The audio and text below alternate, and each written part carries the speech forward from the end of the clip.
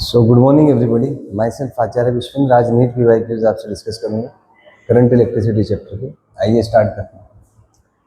तो यहाँ पे आपको दिया हुआ है, कुछ कॉलम्स दिए हुए हैं जैसे drift velocity, electrical resistivity, relaxation period और करंट डेंसिटी।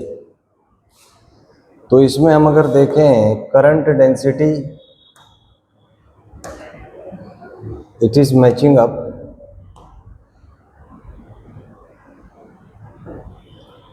करंट डेंसिटी एनी वीडी हो जाएगा। So D option matches with Q. तो देखते हैं डी का क्यू कहाँ पे है।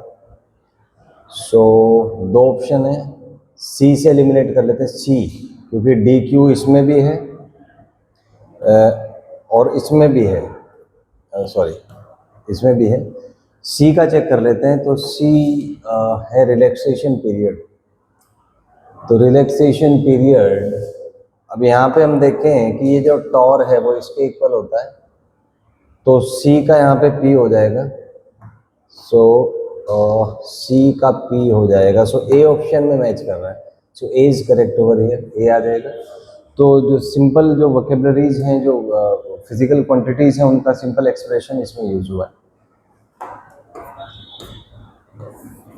Next, effective resistance of parallel connection that consists of 4 wires of equal length, equal area, same material. Okay, what will be effective resistance if they are connected in series? So simple सा question है, parallel में connected है तो equivalent R/4 हो जाएगा, जो कि आपको 0.25 दिया हुआ है। तो R यहाँ से आपका 1 ओम आ जाएगा। अगर सीरीज में है तो ये रेजिस्टेंस आपका 4R आ जाएगा। So 4 × 1 which will be 4 ohm. So D will be correct over here, D आ जाएगा यहाँ पे। नेक्स्ट है पोटेंशियोमीटर सर्किट में बैलेंसिंग पॉइंट दिया हुआ है और 2.5 अगर पूछा इट वोल्टेज, तो सिंपल सा क्वेश्चन है, E1/E2 is equal to L1/L2 के कॉन्सेप्ट पे सॉल्व हो जाएगा। तो यहाँ से आ जाएगा 1.5/2.5 इज इक्वल टू 36। इसको मैं x मान लेता हूँ। सो ये 3 और 5 36/x, 3 से 12, तो यहाँ से x आपका 60 आ जाएगा। So A will be correct over here, A आ जाएगा यहाँ। नेक्स्ट है 3 रेजिस्टेंसेस आपको दिए हुए हैं, ठीक है। Okay, the ratio I3/I1 of the currents in terms of resistances. तो यहाँ पे आप देखें कि पहली बात तो I1 इज इक्वल टू होगा आपका I2 + I3, और दूसरी बात इसमें इन्वर्स रेशियो में डिस्ट्रीब्यूट होता है क्योंकि पैरेलल में है। तो हम कह सकते हैं कि I2/I3 will be equal to R3/R2। तो यहाँ से अगर हम I2 एलिमिनेट करें तो I2 आ जाएगा आपका I3 R3/R2। अब इस एक्सप्रेशन को अगर इस वैल्यू में पुट कर दें आप तो I1 है आपका, I2 की जगह रख दीजिए I3 R3/R2 +1।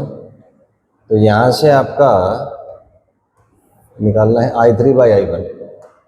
तो I3/I1 जो है ये आपका आ जाएगा 1/R3/R2 +1, और इसको सॉल्व करेंगे तो R2/R2 + R3 आ जाएगा। So B option will be correct over here. Next, which of the following represent variation of resistivity with temperature for copper? तो NCERT का एग्जैक्ट डेटा यूज हुआ, कॉपर मेटल है तो इसका एग्जैक्ट है, वैसे तो इंक्रीज करेगा, and B is the correct option over here. NCERT का एग्जांपल है तो B is correct over here, B आ जाएगा। Next is solids which have negative temperature coefficient of resistance. तो दोनों के लिए होता है, इंसुलेटर्स और सेमीकंडक्टर्स दोनों के लिए टेम्परेचर बढ़ाने के साथ रेजिस्टिविटी डिक्रीज करता है। सो सी विल बी करेक्ट।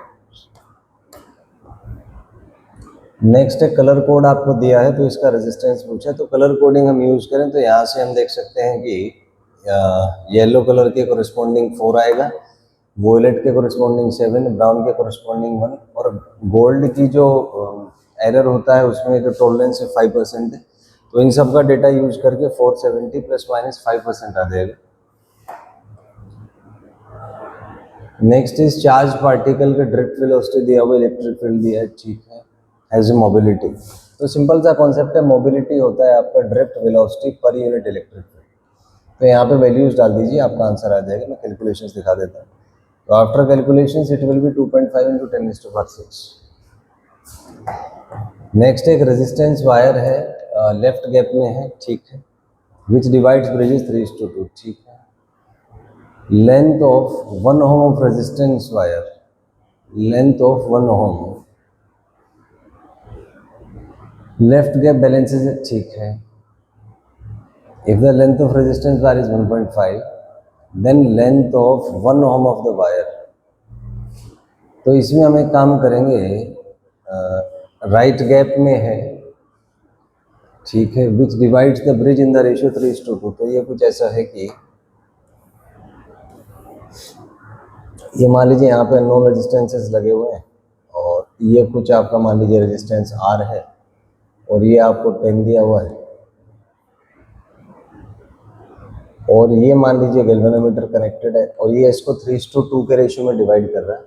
तो वायर की लेंथ 1.5 है, तो ये 5 और 0.3, तो 0.9 ये हो जाएगा, और 0.6 ये हो जाएगा। तो length of the resistance wire is 1.5, ठीक है। तो इसमें है then the length of 1 ohm of the resistance wire. अच्छा, 1 ओम का कितना रेजिस्टेंस होगा, तो इसमें, ठीक है, तो हम यहाँ से ये कह सकते हैं कि लेंथ 3:2 में इसने डिवाइड किया। If the length of the resistance wire is 1.5 metre then the length of 1 ohm of the resistance wire is, ठीक है। तो यानी हमें ये बताना है कि इसका रेजिस्टेंस टोटल कितना होगा।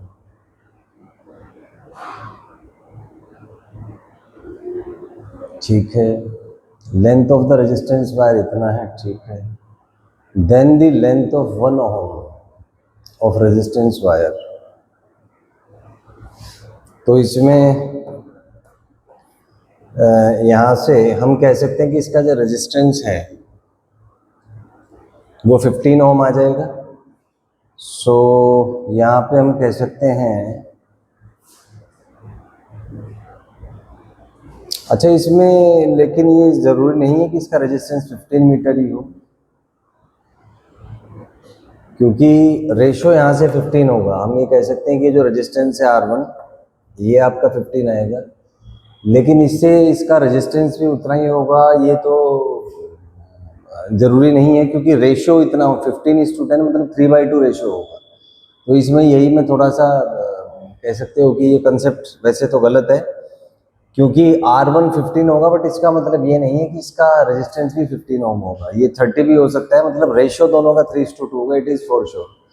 लेकिन अगर ये मान लें कि चलो रेजिस्टेंस 15 है, तो उसके अकॉर्डिंग इसका लेंथ आपका 1 × 10⁻⁻1 मीटर आएगा।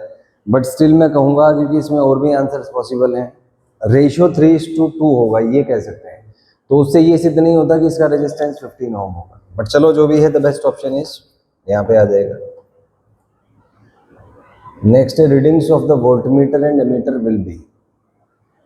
तो इसमें आप देखें, यहाँ पे हमने एज्यूम किया है कि दोनों आइडियल हैं, तो दोनों अगर आइडियल हैं तो इसमें कोई करंट जाएगा नहीं, तो इसका मतलब पूरा का पूरा करंट इसमें से फ्लो करेगा। तो हम कह सकते हैं कि इसकी रीडिंग आएगी आपकी वोल्टमीटर की 10 वोल्ट और 1 ओम फर्स्ट में।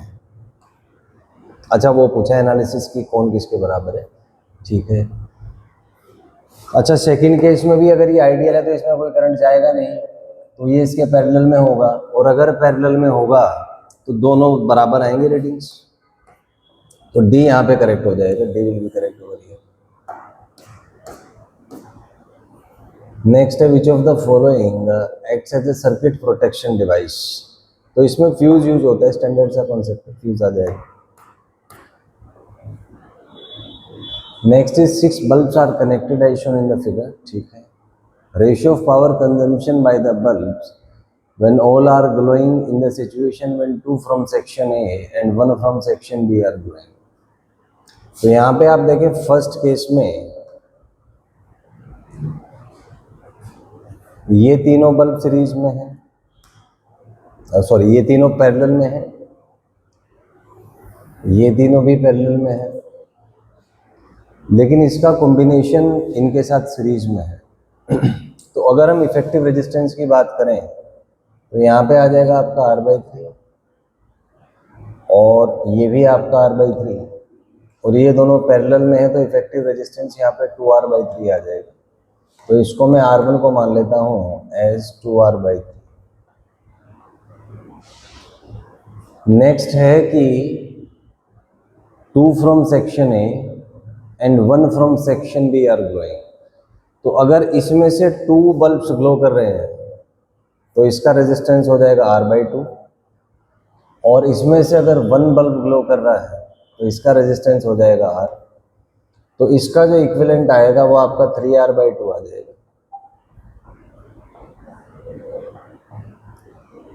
अब इसमें पावर का रेशियो पूछा तो पावर होता है V²/R, inverse ratio of resistance. तो इनका इन्वर्स कर दीजिए, तो इन्वर्स करेंगे तो ये R2/R1 आ जाएगा और इसको सॉल्व करेंगे तो ये 3/2, ये 2/3, तो 9/4 आपका आ जाएगा। सो C will be correct over here, C आ जाएगा यहाँ पे।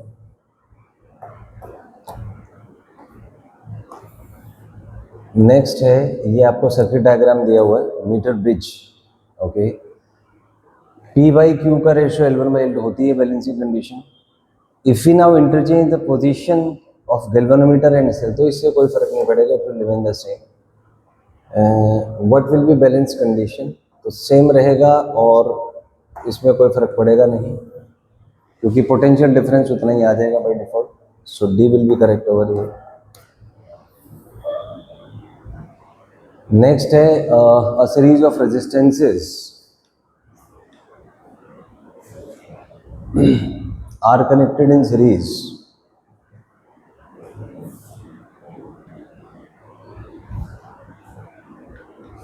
तो यहाँ पे है a set of n equal resistor, ठीक है, are connected in series to a battery, ठीक है, करंट ड्रॉन इज I, ठीक है जी। तो अगर यहाँ पे इनिशियल कंडीशंस में I का वैल्यू देखें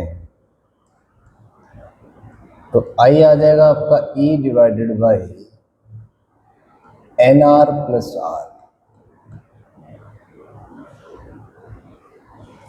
नाउ पैरेलल में कनेक्टेड है सेम बैटरी से, ठीक है, करंट है 10I।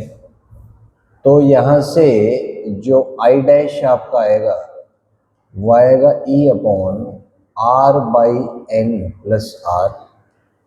And this is equal to 10I, तो 10E/NR+R। तो यहाँ से आप देखेंगे E से E कैंसिल कर दीजिए तो ये आ जाएगा आपका NR+R is equal to 10R+10R/N। तो यहाँ से आ जाएगा आपका N+1 and this is 10+10/N। तो यहाँ से सॉल्व करेंगे, n से मल्टीप्लाई कर दीजिए तो n² + n is equal to 10n+10। तो ये क्वाड्रेटिक बन जाएगा, n² - 9n - 10 is equal to 0। और यहाँ से इसको आप सॉल्व करेंगे तो n का वैल्यू जो है वो 10 आ जाएगा। A will be correct over here.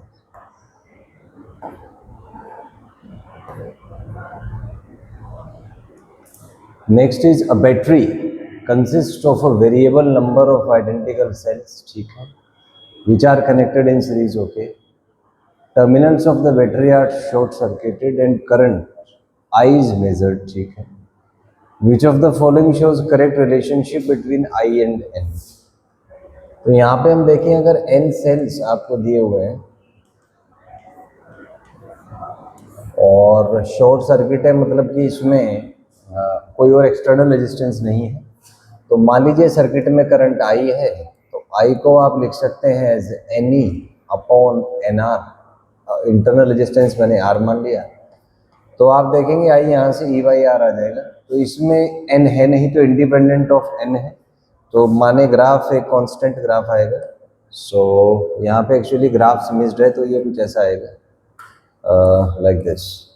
ये होगा आपका आई वर्सेस एन का graph. A will be correct over here, तो ए आ जाएगा। नेक्स्ट है आपको कार्बन रजिस्टर दिया है, तो ये तो सिंपल सा कॉन्सेप्ट है। इसमें जो बीबी रॉय वाला फंडा है वो लग जाएगा। यहाँ से क्या आप कैलकुलेट करेंगे, so B will be correct over here, दिया है। नेक्स्ट है रेजिस्टेंस किसी वायर का आर है, इसको मेल्ट किया and stretches to N times its original length. तो स्ट्रेचिंग का अगर कॉन्सेप्ट हम यूज करें तो resistance is proportional to L square, volume conservation से आ जाएगा। तो अगर आपने एन टाइम्स स्ट्रेच किया है तो रेजिस्टेंस आपका एन स्क्वायर टाइम्स हो जाएगा। So D will be correct over here, D आ जाएगा। नेक्स्ट इज पोटेंशियोमीटर डिवाइस है, because the method involves potential gradients condition of no current flow. तो ये हमें पता है कि इसमें गैल्वेनोमीटर के थ्रू करंट फ्लो नहीं करता, तो पावर लॉसेस कम होते हैं। सो इसलिए it draws no current from the source, तो इसलिए यूज किया जाता है। सेकंड आ जाएगा। नेक्स्ट इज पोटेंशियोमीटर वायर का लेंथ दिया है, कांस्टेंट पोटेंशियल डिफरेंस मेंटेन्ड है, ठीक है। Two cells are connected in series, first to support one another, then in opposite direction, ठीक है। The balance points are obtained at 50 and 10 from the positive end of the wire in the two cases. तो इसमें अगर first case में हम देखें तो EMF होगा E1 plus E2। Second case में जो EMF आएगा वो E1 माइनस E2 आएगा, और इनका रेशियो लेंथ के प्रोपोर्शनल होगा 50/1। तो यहाँ से ये 5 के इक्वल आ जाएगा। So E1 plus E2 upon E1 minus E2 is equal to 5। यहाँ से सॉल्व करेंगे तो E1 प्लस E2 आपका आ जाएगा 5E1 माइनस 5E2। इसको सॉल्व करेंगे 4E1 इज 6E2। तो E1 बाई E2 यहाँ से 3/2 आ जाएगा आपका। So second will be correct over here.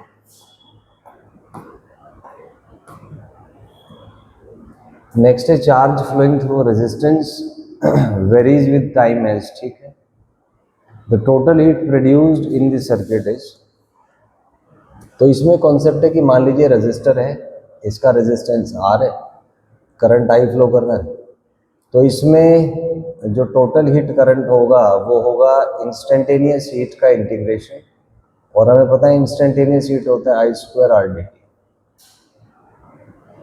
और ये मान लीजिए 0 से लेके और कुछ टाइम T तक करंट फ्लो करता है, तो ये थोड़ा सा कॉम्प्लिकेटेड है कॉन्सेप्ट। तो फाइनली आंसर इस वाले एक्सप्रेशन से आएगा, लेकिन इसके लिए हमें I निकालना पड़ेगा।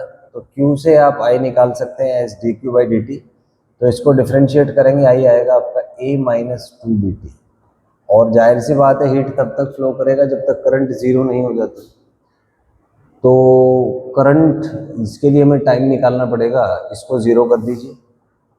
तो इसको 0 कर देंगे तो यहाँ से टाइम आपका आएगा A/2b। तो इसके बाद इस एक्सप्रेशन में आप वैल्यू रख दीजिए and after calculations you will get the heat produce. तो कंसेप्ट इसका यही है, पहले इंटीग्रेशन यूज होगा, फिर टाइम आएगा, फिर उसका लिमिट आएगा। तो अच्छा क्वेश्चन है, कैलकुलेशंस में दिखा देता हूँ आपको। तो फाइनली आप इसको कैलकुलेट करेंगे इंटीग्रेशन के बाद, तो ये आपका A³ R/6b आ जाएगा। तो यहाँ से आप सोल्व कर सकते हैं। नेक्स्ट है potential difference between points A and B, आपसे पूछा है, ओके। तो इसमें आप एक काम करें, सिंपल KVL का यूज़ कर लेते हैं। तो यहाँ पे मान लो कि ये किसी बैटरी से कनेक्टेड है E वोल्ट की, तो यहाँ से मूव करना स्टार्ट करते हैं। तो यहाँ से आ जाएगा आपका E माइनस 2 × 2 माइनस 3 माइनस 1 × 2, वापिस आ गए 0। तो E का वैल्यू यहाँ से आपका आ जाएगा 4 + 3 + 2, सो ये 9 वोल्ट आ जाएगा। So D will be correct over here, D option आ जाएगा। Next is filament bulb is to be use in a 230 volt main supply, ठीक है, when resistance is connected in series, ठीक है। It works perfectly and the bulb consumes 500 volt, ठीक है। The value of R is, तो अगर ये perfectly work कर रहा है, इसका मतलब इसका जो वोल्टेज है इसके अक्रॉस ये आपका 100 वोल्ट होगा।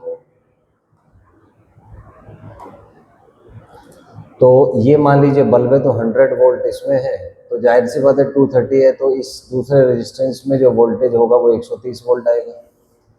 अब इसमें पावर आपको 500 दिया हुआ है, पावर 500 है, इसका मतलब यहाँ पे जो करंट होगा सर्किट में वो 5 एम्पियर होगा, और 5 एम्पियर करंट है तो इसमें V is equal to I R equation use करें तो हम कह सकते हैं 130 इज इक्वल टू 5R। तो यहाँ से आपका रेजिस्टेंस आ जाएगा 26 ohm. So C will be correct over here, C आ जाएगा।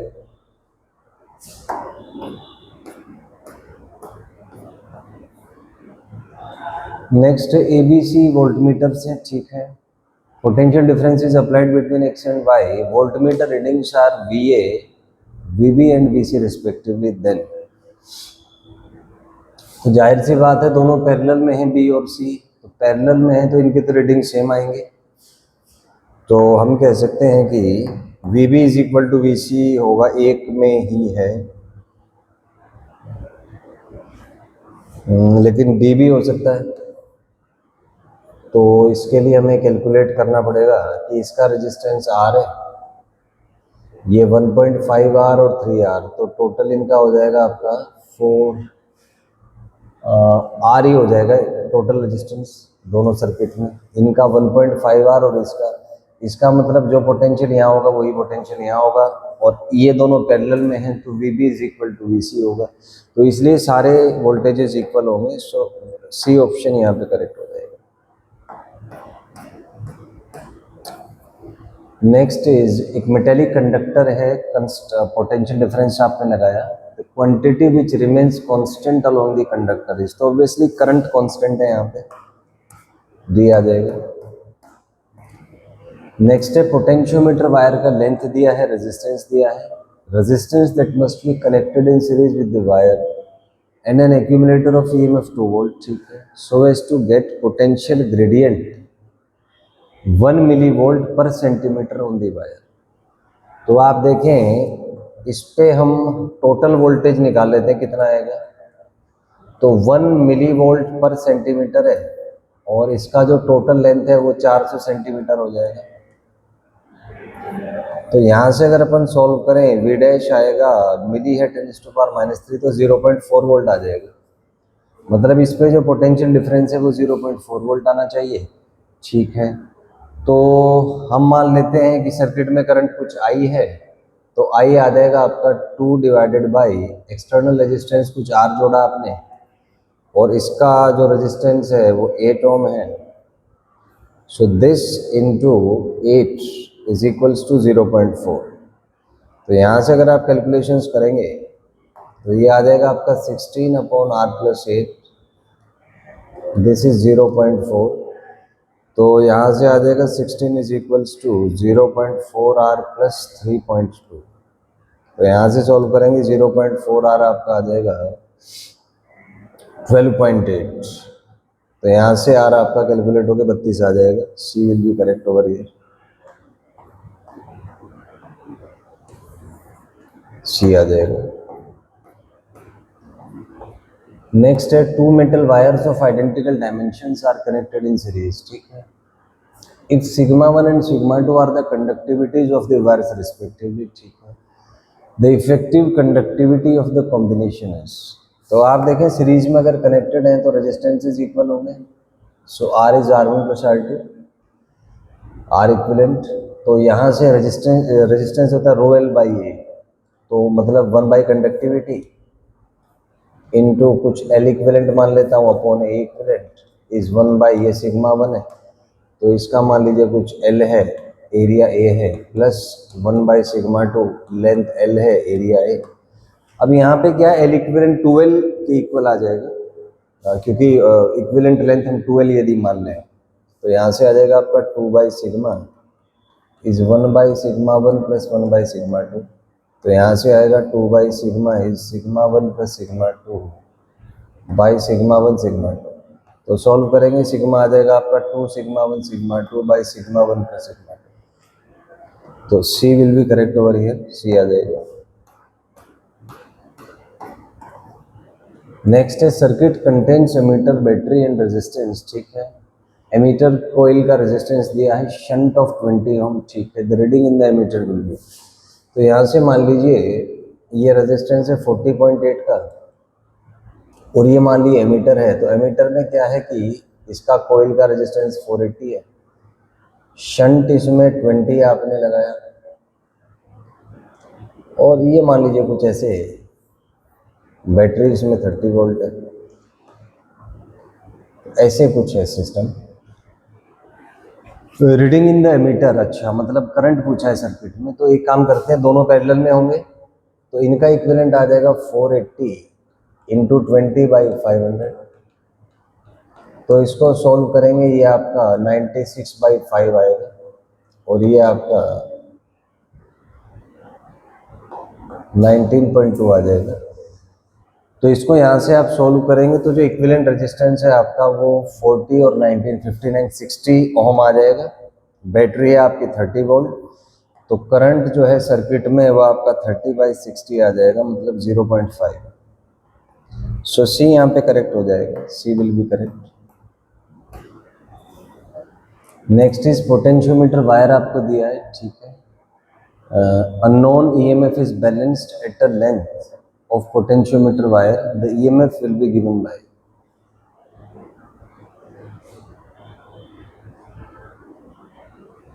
अच्छा इसमें पहले देखते हैं कि पोटेंशियोमीटर वायर L आपका कनेक्टेड है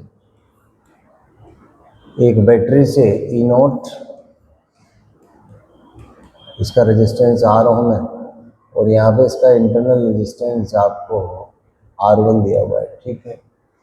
an unknown EMF is balanced at a length I of the wire, ठीक है।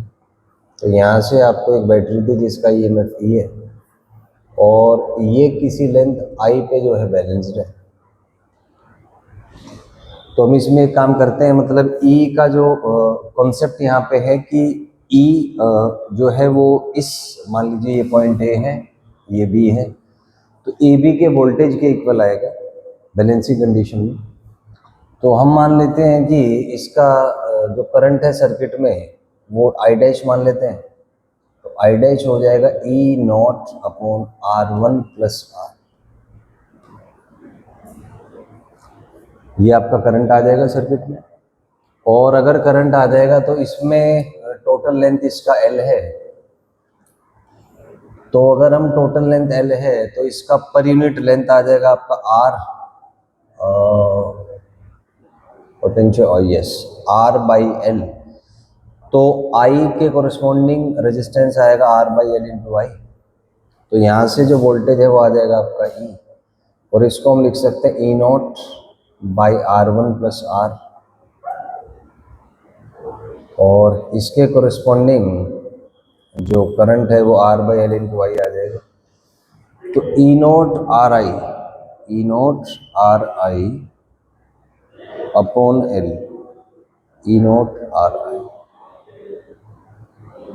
अच्छा E0RI ये वाला कौन सा बैठेगा, सो D विल बी करेक्ट, यहाँ से आप देख सकते हैं E0RI upon R1 + L × L, तो ये आपका D इसमें यहाँ पे करेक्ट हो जाएगा।